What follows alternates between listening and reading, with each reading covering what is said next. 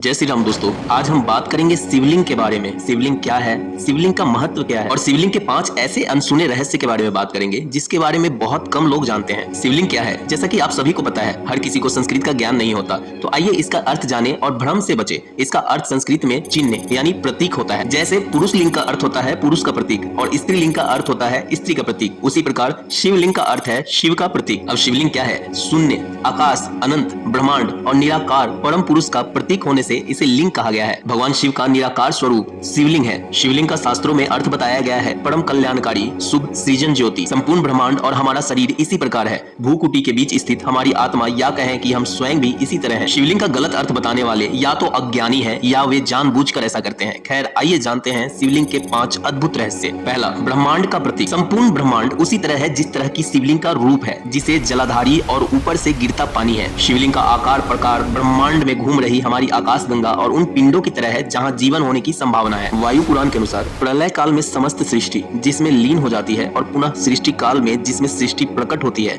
उसे शिवलिंग कहते हैं। इस प्रकार विश्व की संपूर्ण ऊर्जा ही शिवलिंग की प्रतीक है। दूसरा, शिव का आदि और अनादि रूप। शिव निराकार है, शिवलिंग उसी का प्रतीक है। शिव पुराण में शिव को संसार की उत्पत्ति का कारण और परब्रह्म कहा गया है। इस पुराण के अनुसार भगवान शिव ही पूर्ण पुरुष और निराकार ब्रह्म है। तीसरा, निराकार ज्योति का प्रतीक। पुराणों में शिवलिंग को कई अन्य नामों से भी संबोधित किया गया है, जैसे प्रकाश स्तंभलिंग, अग्नि स्तंभलिंग, ऊर्जा स्तंभलिंग, ब्रह्मांडीय स्तंभलिंग। ज्योतिर्लिंग की उत्पत्ति के संबंध में पुराणों में अनेक मान्यताएं प्रचलित हैं। वेदानुसार ज्योतिर्लिंग यानी व्यापक परमात्मलिंग, जिसका अर्थ है व्यापक प्रकाश, जो शिवलिंग के 12 खंड है। शिव पुराण के अनुसार ब्रह्म, माया, जीव, मन, बुद्धि, चित्त, अहंकार, आकाश, वायु, अग्नि, जल और पृथ्वी को ज्योतिर्लिंग या ज्योति पिंड कहा गया है। चौथा, कब से प्रारंभ हुई शिवलिंग की पूजा?